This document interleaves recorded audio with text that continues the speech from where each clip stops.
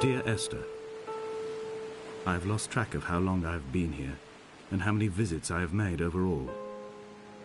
Certainly the landmarks are now so familiar to me that I have to remind myself to actually see the forms and shapes in front of me.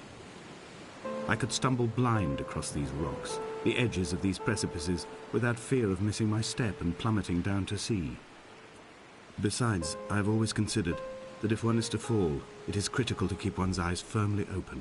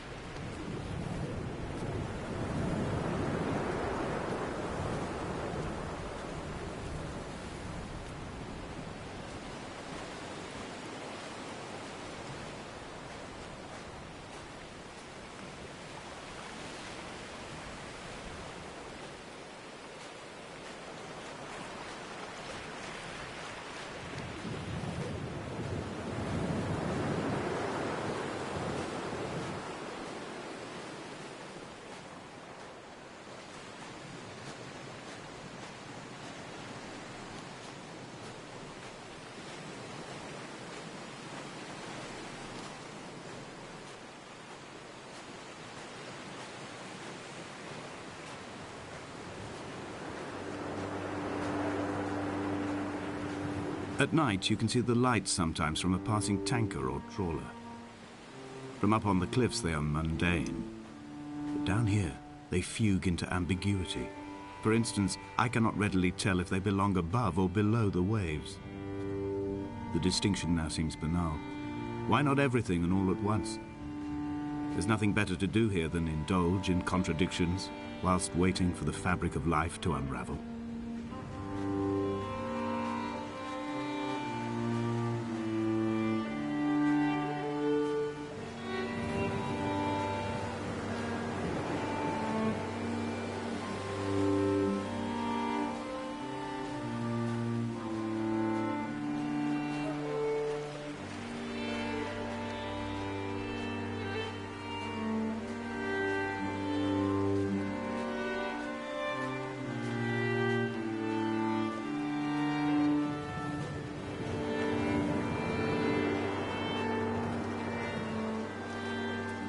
I have found the ship's manifest, crumpled and waterlogged under a stash of paint cans. It tells me that along with this present cargo, there was a large quantity of antacid yogurt bound for the European market. It must have washed out to sea. God knows there are no longer gulls or goats here to eat it.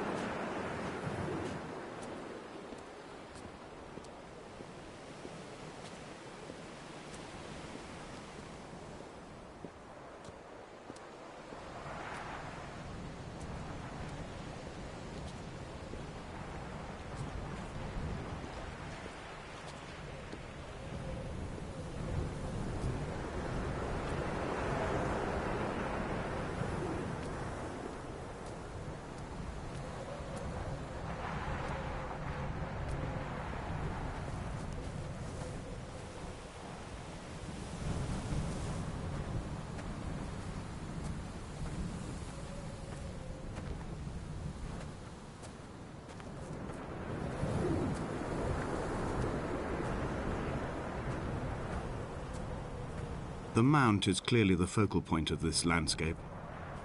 It almost appears so well placed as to be artificial. I find myself easily slipping into the delusional state of ascribing purpose, deliberate motive to everything here. Was this island formed during the moment of impact? When we were torn loose from our moorings and the seatbelts cut motorway lanes into our chests and shoulders, did it first break surface then?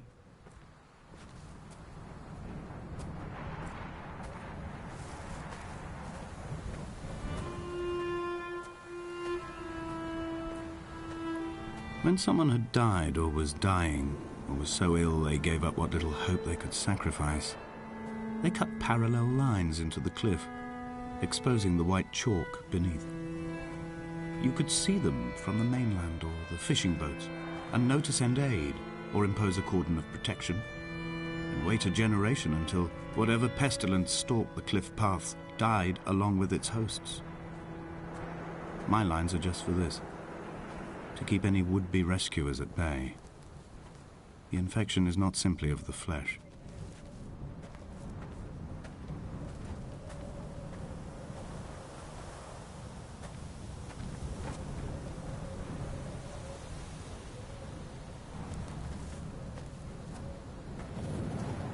They were God-fearing people, those shepherds.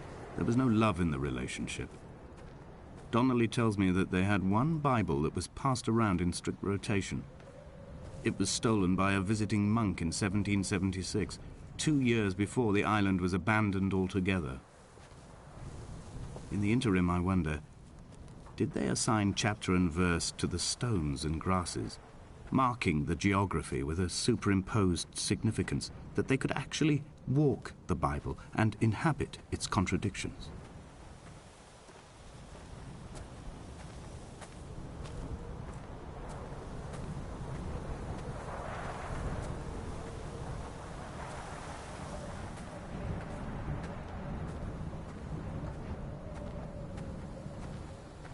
Dear Esther, I met Paul. I made my own little pilgrimage. My Damascus, a small semi-detached on the outskirts of Wolverhampton. We drank coffee in his kitchen and tried to connect to one another. Although he knew I hadn't come in search of an apology, reason or retribution, he still spiraled in panic, thrown high and lucid by his own dented bonnet. Responsibility had made him old. Like us, he'd already passed beyond any conceivable boundary of life.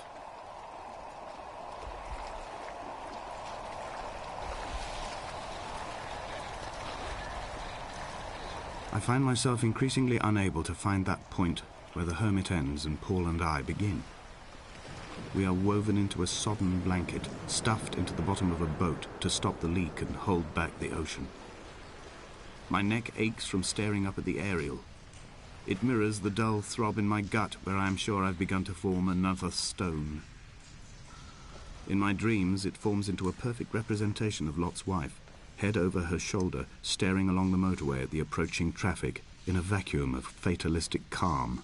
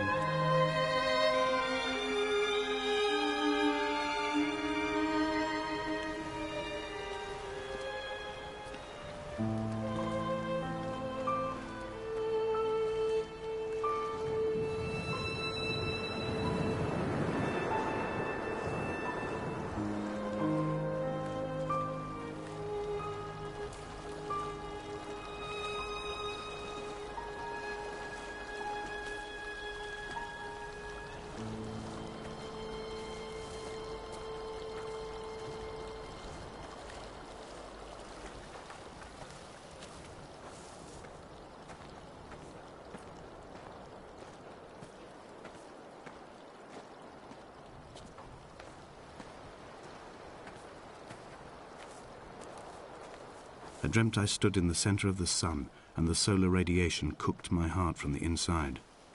My teeth will curl and my fingernails fall off into my pockets like loose change. If I could stomach, I'd eat, but all I seem capable of is salt water. Were the livestock still here, I could turn feral and gorge. I'm as emaciated as a body on a slab, opened up for a premature source of death. I've rowed to this island in a heart without a bottom, all the bacteria of my gut rising up to sing to me.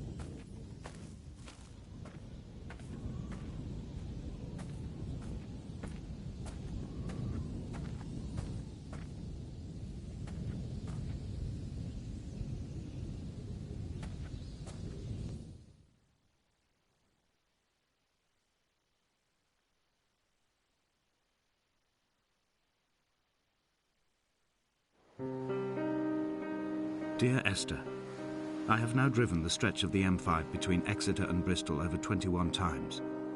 But although I have all the reports and all the witnesses, and have cross-referenced them within a millimetre using my Ordnance Survey maps, I simply cannot find the location. You'd think there would be marks to serve as some evidence. It's somewhere between the turn-off for Sanford and the welcome brake services. But although I can always see it in my rear-view mirror, I have as yet been unable to pull ashore.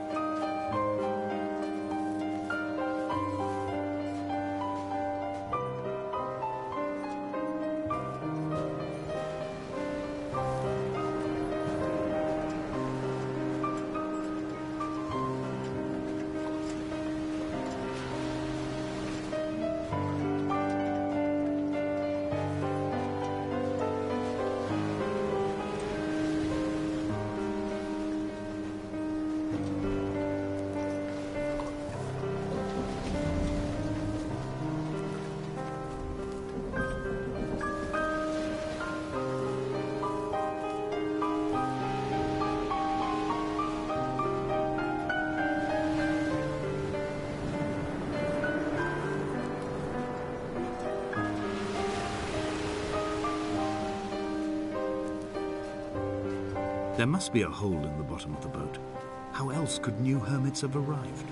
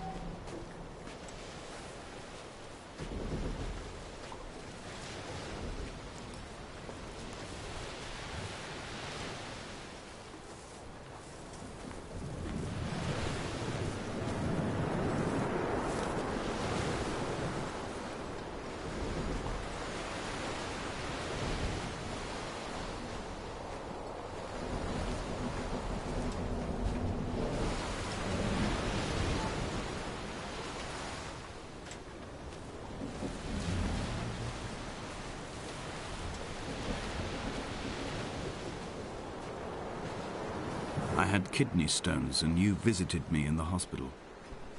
After the operation, when I was still half submerged in anesthetic, your outline and your speech both blurred.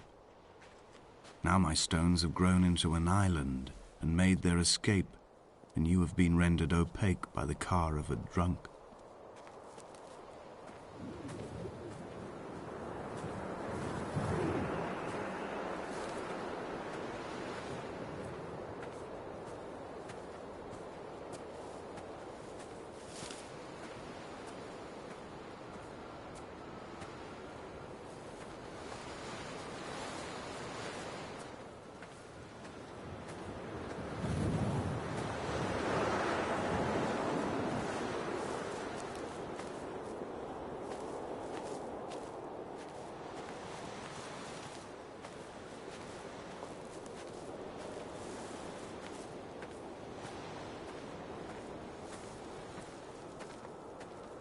What charnel house lies at the foot of this abyss? How many dead shepherds could fill this hole?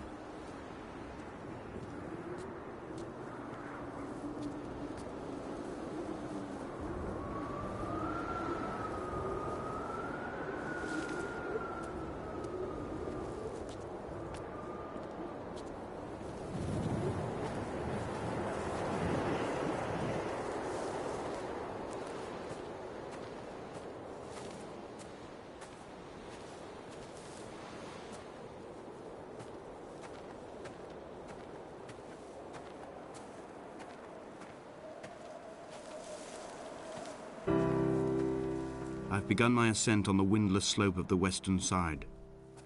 The setting sun was an inflamed eye squeezing shut against the light shone in by the doctors. My neck is aching through constantly craning my head up to track the light of the aerial. I must look downwards, follow the path under the island to a new beginning.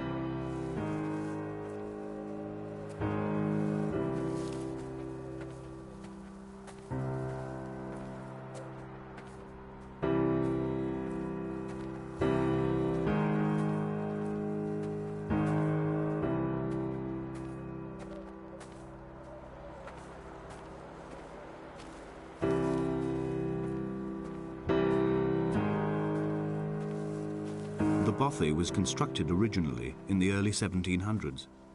By then, shepherding had formalized into a career. The first habitual shepherd was a man called Jakobsen, from a lineage of migratory Scandinavians. He was not considered a man of breeding by the mainlanders. He came here every summer whilst building the bothy, hoping eventually that becoming a man of property would secure him a wife and a lineage. Donnelly records that it did not work. He caught some disease from his malcontented goats and died 2 years after completing it. There was no one to carve white lines into the cliff for him either.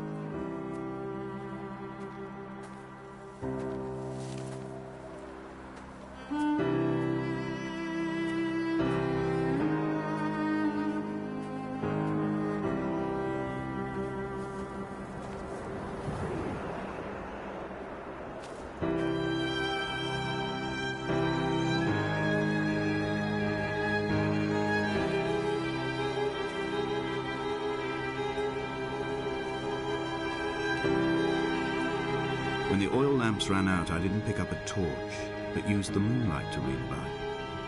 When I've pulled the last shreds of sense from it, I will throw Donnelly's book from the cliffs and perhaps myself with it. Maybe it will wash back up through the caves and erupt from the spring when the rain comes, making its return to the hermit's cave. Perhaps it will be back on the table when I wake. I think I may have thrown it into the sea several times before.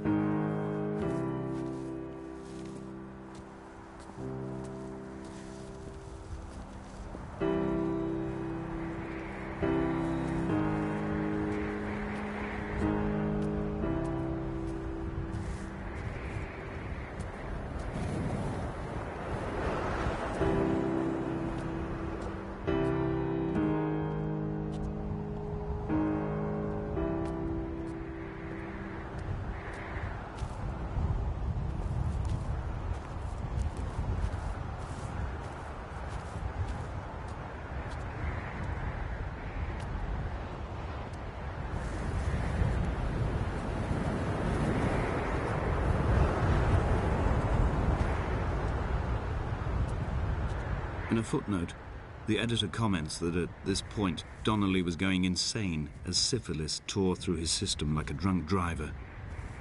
He's not to be trusted. Many of his claims are unsubstantiated, and although he does paint a colourful picture, much of what he says may have been derived directly from his fever. But I've been here, and I know, as Donnelly did, that this place is always half imagined. Even the rocks and caves will shimmer and blur with the right eyes.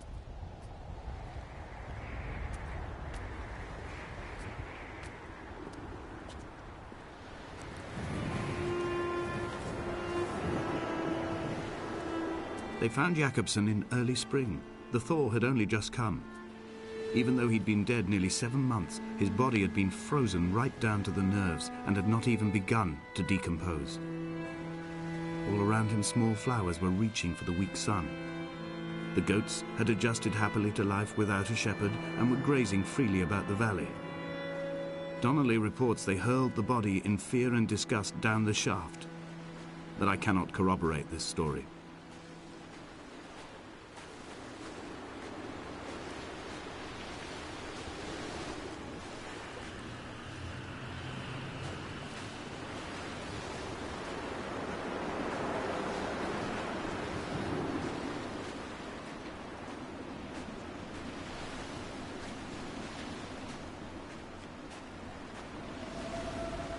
Climbing down to the caves, I slipped and fell and have injured my leg. I think the femur is broken. It is clearly infected. The skin has turned a bright, tight pink, and the pain is crashing in on waves, winter tides against my shoreline, drowning out the ache of my stones. I struggled back to the bothy to rest, but it has become clear that there is only one way this is likely to end. The medical supplies I looted from the trawler have suddenly found their purpose. They will keep me lucid for my final ascent.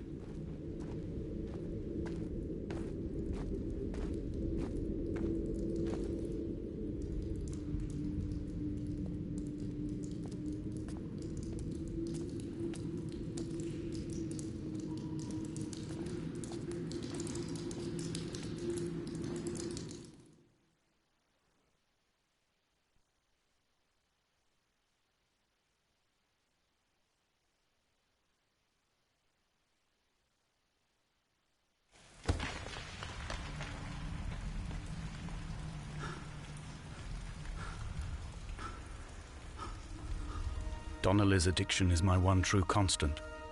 Even though I wake in false dawns and find the landscape changing, flowing in constantly through my tears, I know his reaching is always upon me.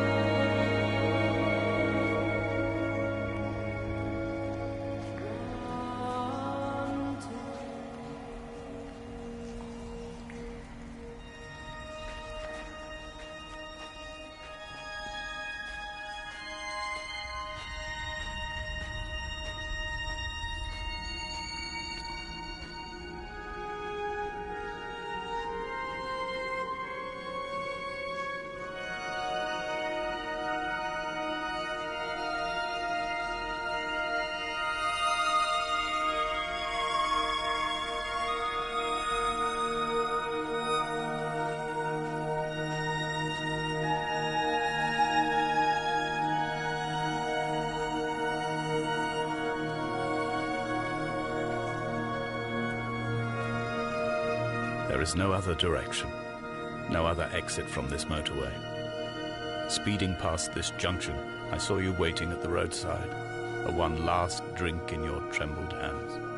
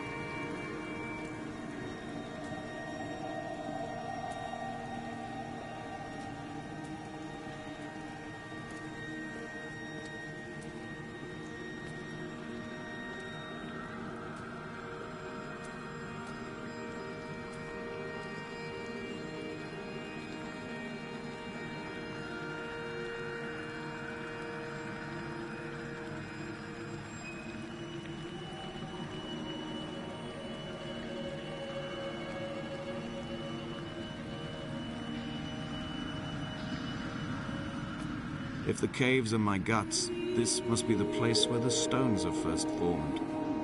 The bacteria phosphoresce and rise, singing through the tunnels. Everything here is bound by the rise and fall, like a tide. Perhaps the whole island is actually underwater.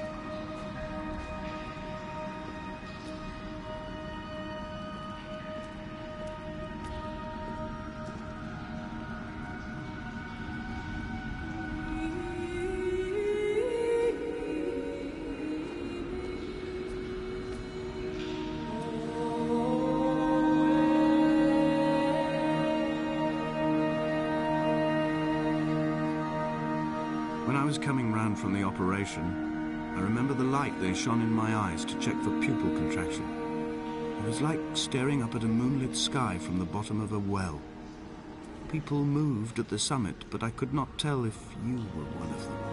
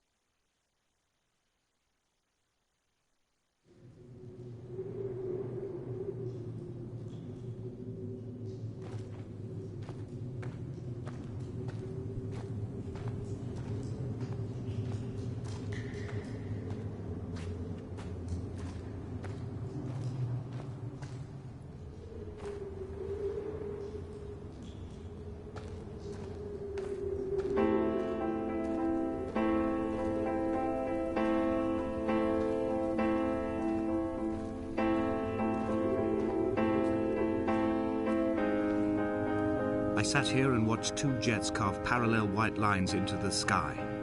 They charted their course, and I followed them for 21 minutes until they turned off near Sanford and were lost. If I were a gull, I would abandon my nest and join them. I would starve my brain of oxygen and suffer delusions of transcendence. I would tear the bottom from my boat and sail across the motorways until I reached this island once again.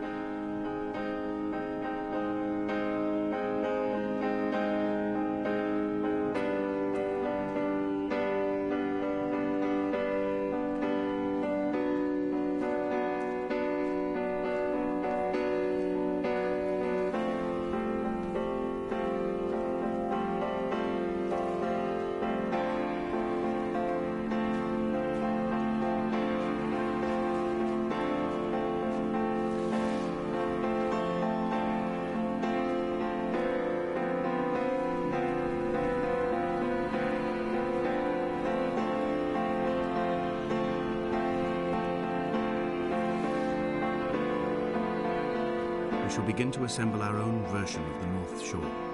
We will scrawl in dead languages and electrical diagrams and hide them away for future theologians to muse and mumble over. We will send a letter to Esther Donnelly and demand her answer. We will mix the paint with ashes and tarmac and the glow from our infections. We will paint a moon over the Sanford Junction and blue lights falling like stars along the hard shoulder.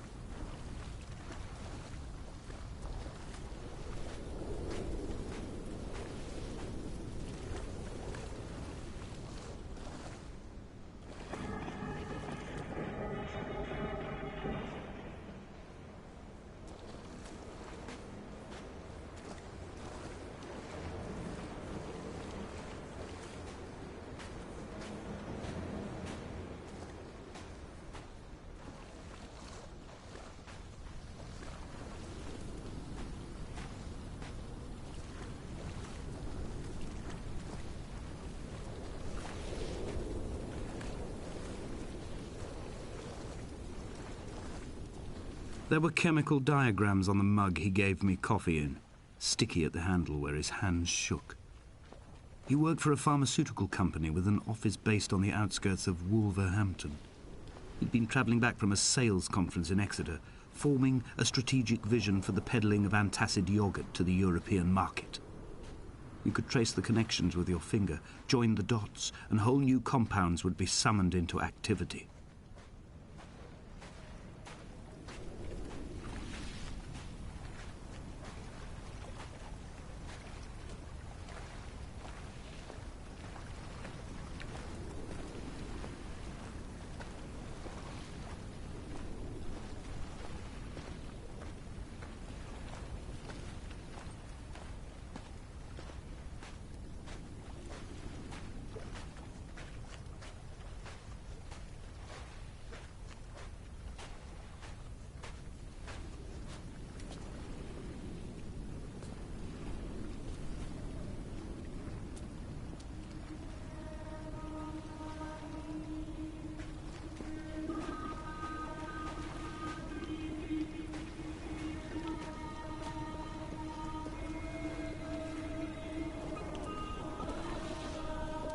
From here, I can see my armada.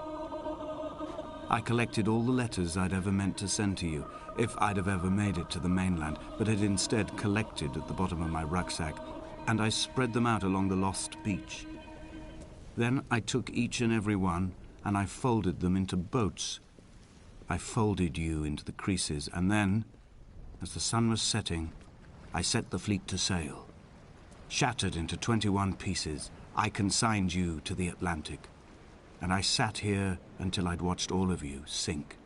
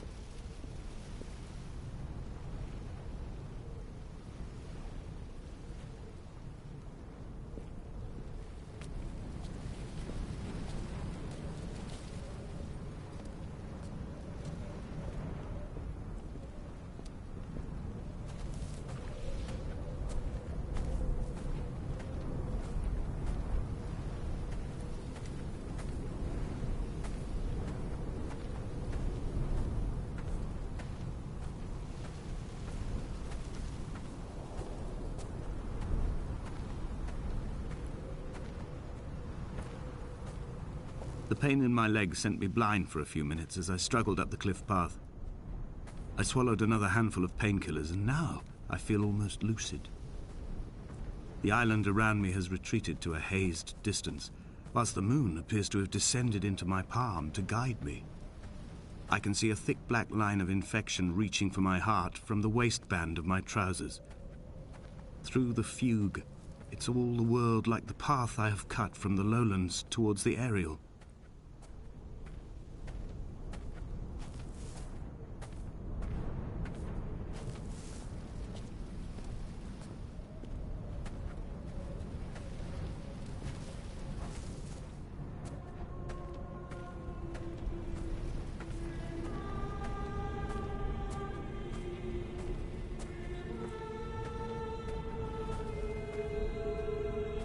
I've begun my voyage in a paper boat without a bottom. I will fly to the moon in it. I've been folded along a crease in time, a weakness in the sheet of life. Now you've settled on the opposite side of the paper to me. I can see your traces in the ink that soaks through the fiber, the pulped vegetation. When we become waterlogged and the cage disintegrates, we will intermingle. When this paper aeroplane leaves the cliff edge and casts parallel vapor trails in the dark, we will come together.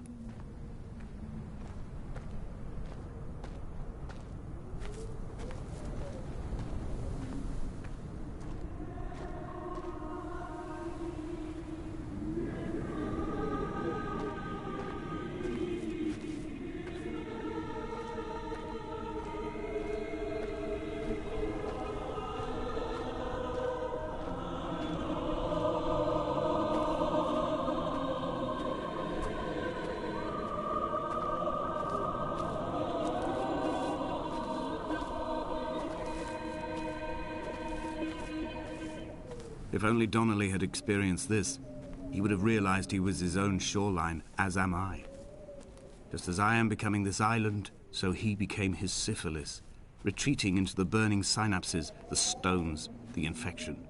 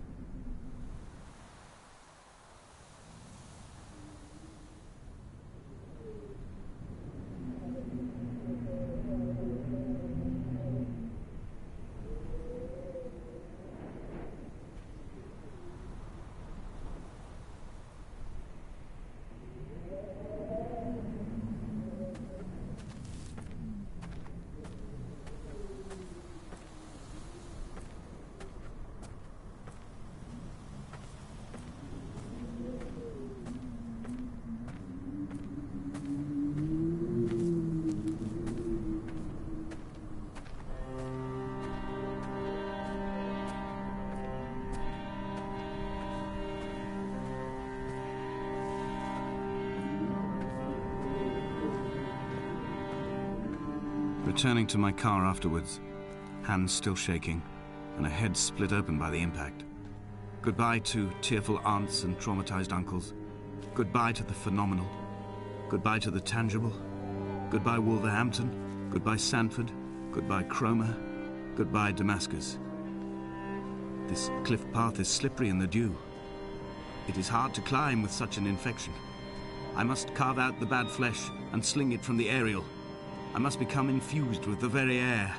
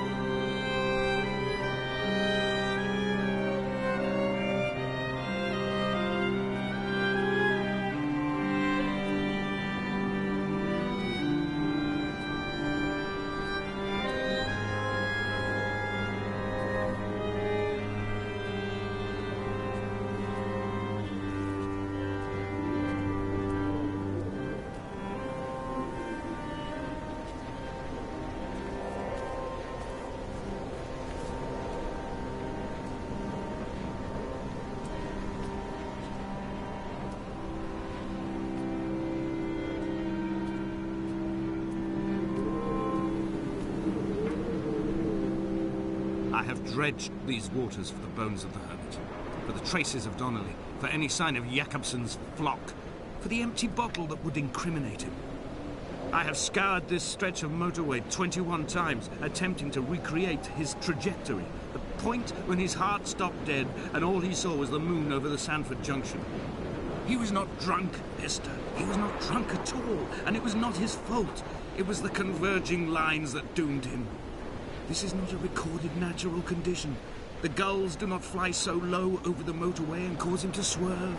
The paint scored away from his car in lines like an infection, making directly for the heart.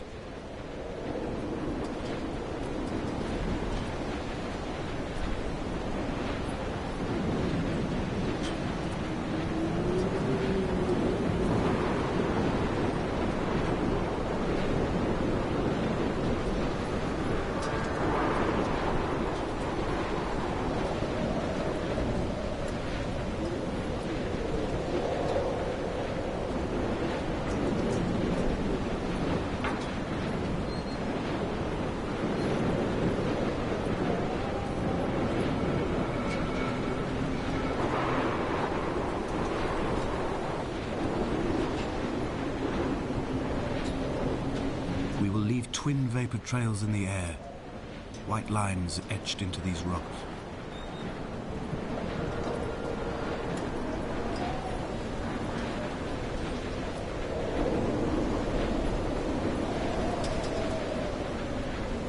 Dear Esther, I have burnt my belongings, my books, this death certificate.